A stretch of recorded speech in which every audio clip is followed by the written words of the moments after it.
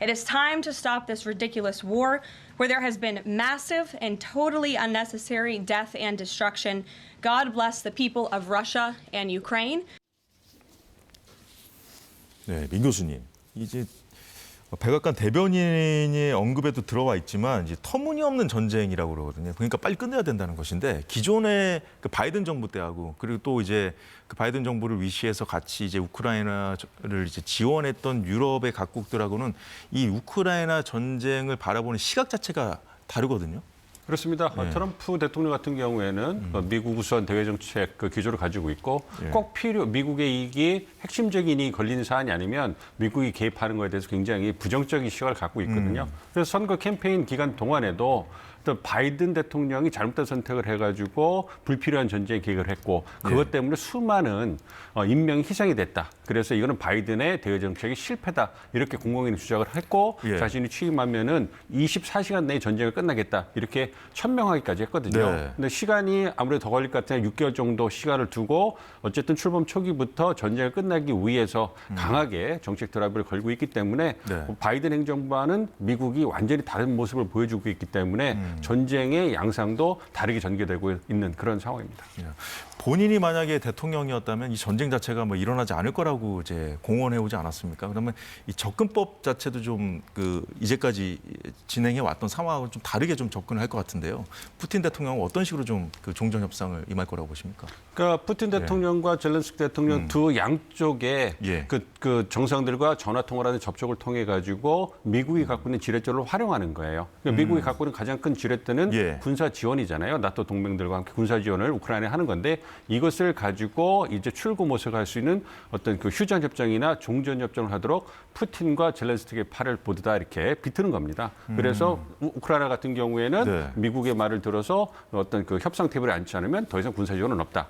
푸틴에게는 똑같은 거죠. 만약에 협상 테이블에 앉지 않으면 지속적으로 군사 지원을 하겠다. 그러니 내가 중재할 테니 와서 협상을 하자. 이런 태도를 보이고 있는 겁니다.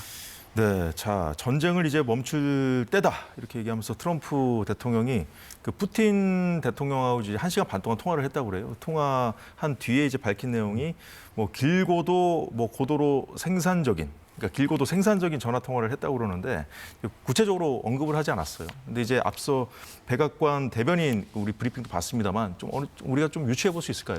그렇습니다. 그 1시간 반 동안 통화를 했다고 한다면 뭐 동시 통역을 했는지 순차 통역을 했는지 그건 지켜봐야 되겠습니다만 상당히 긴 시간을 통화했다고 말씀을 드릴 수가 있겠고요. 그리고 구체적인 내용은 없었지만 어쨌든 미소 정상 간에 어떤 전쟁을 중단하는데 하기로 하는데 동의했다.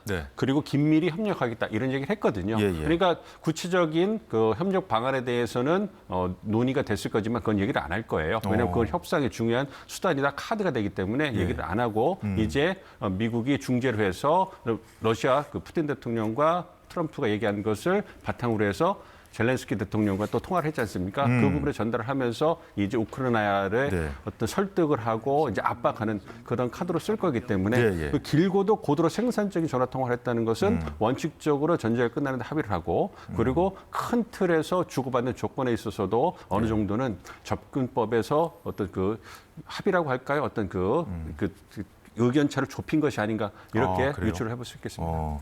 보니까 이제 트럼프 대통령이 이제 뭐 나중에 이제 푸틴 대통령하고도 만날 것이고요. 그러니까 크렘린궁에서도 이제 트럼프 대통령을 초청했다 이런 공식 발표도 있었거든요. 근데 그에 앞서서 이 국무장관하고요, 그리고 CIA 국장 인준 절차 마무리되자마자 지금 그 협상팀 가동하라고 지시를 했거든요. 이제 미넨에서 또 이렇게 만난다는 것인데 어느 정도 좀 이제 협상안을 좀 마련해 둔 상황이라고 보십니까? 그렇습니다.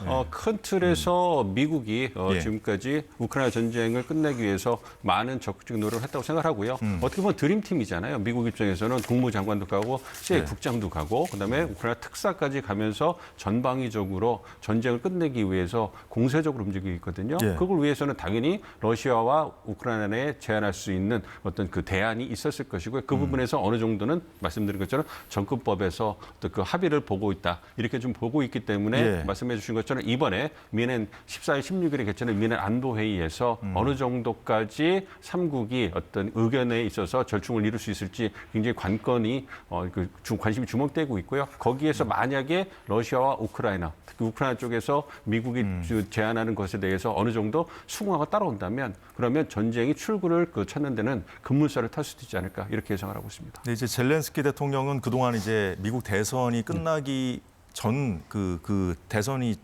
이루어지기 전까지도 그런 얘기를 했었지 않습니까? 그러니까 이제 이대로 이런 식으로 종전이 되면 안 된다고 이제 그랬지 않습니까? 이제 계속 지원을 계속 받아야 된다는 그런 입장이었는데 앞서 말씀하시기로는 이제 우크라이나에 대한 지원을 계속할 수도 있어 이런 식으로 이제 러시아를 압박할 수 있다고 말씀하셨잖아요. 근데 이제 젤렌스키 대통령하고도 통화를 했단 말이에요. 어느 정도 대화를 했는지는 밝히지 않았습니다만 어떤 얘기를 좀 더 했을 거라고 보십니까? 기본적으로 트럼프 대통령이 선거 캠페인 기간 한 얘기를 보면 네. 군사 지원을 안 한다는 데 방점이 찍혀 있거든요. 기본적으로 우크라이나를 도와줘야 되는 것은 맞는 거지만 네. 그렇다고 바이든이 했던 것처럼 무분별하게 천문학적인 군사 지원을 하는 것은 그건 국익에 반하는 것이다. 이렇기 때문에 트럼프 대통령뿐만 아니라 공화당 의원들도 우크라이나를 어떤 전폭적으로 지원하는 것에 대해서 회의적이었어요. 네. 그렇기 때문에 말씀드린 푸틴에게도 압박하는 것은 압박의 수단일 뿐이고 근본적으로는 우크라이나에게 굉장히 불리한 그러한 상황이 전개되고 있는 것이거든요. 네. 그렇기 때문에 우크라이나 입장에서는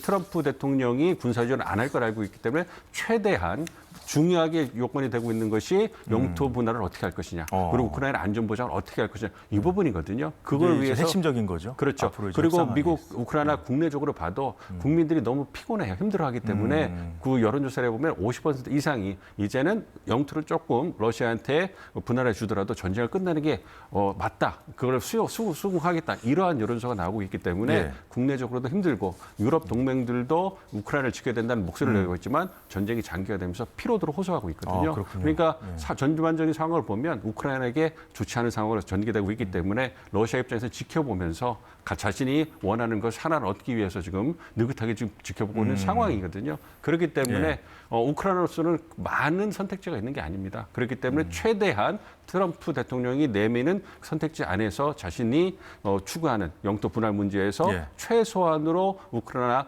동부 지역 20%를 지금 거의 러시아가 차지하고 있기 때문에 그 일부를 돌려받고 그리고 이제 안전 보장을 어떻게 확보할 것인가 이런 부분에서 이제 미국으로부터 확답을 받는 게 중요하지 않을까 생각하고 있습니다. 이제 교수님 말씀대로라면 이제 그동안 이제 바이든 정부와 보조를 맞추면서 우크라이나를 계속해서 지원해야 된다는 목소리를 내왔던 표면적으로 유럽 각국들도 이제 속내를 들여다보면 이제 전쟁이 계속하면 본인들도 힘들고 하니까 이제 만약에 이제 트럼프 행정부에서 다른 방향으로 끌고 가면 이제 거기 보조를 또 맞출 수도 있다 이런 말씀으로 들리기도 하는데 이제 이런 상황에서 미국 국무장관이 유럽을 방문해서 한 발언이 있거든요. 이거 듣고 그 부분 좀 여쭤보도록 하겠습니다. 예. We must start by recognizing that returning to Ukraine's pre-2014 borders is an unrealistic objective. 네, 국방부 장관입니다. 미국의 국방부 장관 발언 들었는데, 자, 앞서 교수님께서 이제 앞으로 이제 종전 협상을 하는 데 있어서 가장 중요한 쟁점 중에 하나로 영토 문제를 꼽으셨지 않습니까? 근데 이제 러시아가 우크라이나 영토를 점령한 부분이 있을 것이고 또 우크라이나도 러시아 영토를 점령한 부분이 있지 않습니까? 그 부분과 관련해서 협상이 뭔가 전개되겠구나 싶었는데 2014년 이전 국경으로의 복귀를 얘기를 하네요. 이거 어떤 맥락으로 봐야 됩니까? 그러니까 우크라이나 입장에서는 러시아가 2014년에 이제 크림반도를 병합한 것부터 이제 불법적이다 이렇게 주장을 하는 것이고요. 그렇기 때문에 평화협정이 체결이 된다면 우크라이나 2014년 이전으로 그러니까 우크라이나의 영토를 완전히 러시아로부터 복원을 해야 된다, 다 돌려와야 된다 이런 주장을 하고 있는데 그거를 러시아가 받아들일 수가 없는 것이죠. 그렇기 때문에 현실적으로 봤을 때 트럼프 행정부의 입장에서는 그건 비현실적이다. 그렇기 때문에 주고받기를 해야 되는 것이고 그걸 위해서는 크림반도는 아마 그 셈법에서 빠질 거예요. 대신에 현재 우크라이나가 깜짝 침공을 해가지고 쿠르스크 지역을 어느 정도 일부를 점령하고 있잖아요. 이 부분을 돌려주고 그 대응으로 이제 얼마만큼 러시아 러시아가 점령하고 있는 우크라이나 동부 지역의 그 영토를 돌려받을 수 있을 것인가? 이 부분에서 협상이 재개될 것이 아닐까 생각하고 그런 측면에서 네. 이제 국방부 장관이 얘기한 거는 현실적으로 말씀드린 그 두 부분에서 주고받기를 통해 가지고 어떤 그 영토 분할 문제를 해결하는 것이 실용적이고 현실적이다 이러한 발언한 걸로 생각하고 있습니다. 예, 자 그러면 일단 그 우크라이나 전쟁 관련해서는 그 종전 협상을 좀 이렇게 좀 서둘러서 빠르게 좀 궤도에 올려놓고 자 곧바로 이제 북미 대화에 나설 가능성이 있다 이런 관측이 나오거든요. 가능성이 있다고 보십니까? 그렇습니다. 많은 전문가들이 생각할 때는 아무래도 트럼프 행정부의 대정책 우선순위가 두 개 전쟁에 출구를 모색하는 거에 방점을 찍히기 때문에 북한 문제는 후순위로 밀리지 않을까 이렇게 예상을 했었는데 예. 이게 북러 군사협력에 의해서 러시아에 북한군이 파병이 됐기 때문에 이 부분이 이제 그 트럼프 행정부로서도 급박하게 다뤄야 될 그런 현안이 된 것 같아요. 그렇기 때문에 러시아 우크라이나 전쟁을 다루면서 북한 문제까지 함께 다루는 그런 형국이 만들어졌고 그렇기 때문에 예상보다 빠르게 네네. 북한 문제, 북미 대화 재개라든지 북한과의 소통을 재개하려는 트럼프 행정부의 움직임이 굉장히 적극적으로 나오고 있습니다. 그렇기 네. 때문에 만약에 러시아 우크라이나에서 문제가 해결이 되고 그래서 북러 군사협력, 즉 러시아에 파병된 북한군의 문제가 해결이 되면 네. 그것을 동력으로 삼아가지고 러시아가 보다 적극적인 역할을 하면서 북한과 미국 간의 어떤 그 대화 재개 움직임이 본격화가 될 가능성이 있다 이렇게 생각하고 있습니다. 그렇다면 우크라이나 전쟁 종전 협상과 이제 한반도 문제가 좀 연결돼서 또 전개될 수도 있겠다는 생각이 드는데 자 그런데 오늘 북한이 금강산 관광지구에 있는 이산가족 면회소 철거를 했거든요. 우리 군 당국에서 뭐 크게 의미 부여를 하고 있는 것 같지는 않던데 이것도 좀 뭔가 좀 그냥 하는 행동은 없잖아요, 북한이. 어떻게 봐야겠습니까? 안타까운 현실이라고 생각하고 있습니다. 아무래도 남북 간의 어떤 교류가 이제 단절된 게 이제 고쳐가 되는 거고, 예. 김정은 정권이 주장했던 그 적대적 두 국가론을 본격화하는 상황이고, 그리고 트럼프 행정부가 들어와서 북미 대화 체계의 가능성이 이제 본격화되고 있는데 이런 상황에서 남북과의 관계를 완전히 끊어버리는 그런 상징적 조치를 다시 했기 때문에 여기에 이제 한국이 북미 대화가 재개될 때 어떤 역할을 해야 될 것인가 이것이 이제 과제로 이제 그 부각될 것이다 이렇게 생각하고 있기 때문에 그런 네. 측면에는 안타까운 측면이 있지만 그렇다고 해서 북한이 이것이 뭐 군사적 도발로 이어진다든가 이런 그런 조치를 취할 거라고 생각하지 않고 있습니다. 왜냐하면 예. 현재 한국에서 진행되고 있는 그러한 그 국내적 정치 혼란에 있어서 북한이 개입한 것이 아니냐 이렇게 그 논란이 되고 있기 때문에 이런 상황에서 북한이 군사적인 움직임을 통해 가지고 네. 논란에 뛰어들 그럴 가능성은 크지 않다고 보고 있고요. 그리고 북미 대화 재개 가능성이 지금 본격화되고 있는데 그런 상황에서 남북 관계에 있어서 군사적 도발을 통해 가지고 어떤 분위기에도 찬물을 끼얹을 그럴 상황은 아니기 때문에 그런 걸 본다면 아무래도 남북 관계 단절을 통해 가지고 북미 대화 재개에 있어서 어떤 한국의 역할에 대해서 어떤 그 원천적으로 차단하려는 그런 걸 예. 그런 모습을 보이는 것이 아닌가 생각하고 있습니다. 자, 북미 대화를 재개한다면 일단 뭐 탑다운 방식으로 다시 재개한다고 하더라도 일단 실무 파트에서 협상을 좀 해야 되지 않습니까? 근데 보니까 트럼프 일기 때 이제 대북 협상을 많이 이제 관여했었던 사람들로 인선을 채웠더라고요. 좀 우리가 좀 밑그림을 좀 미리 엿볼 수 있을까요?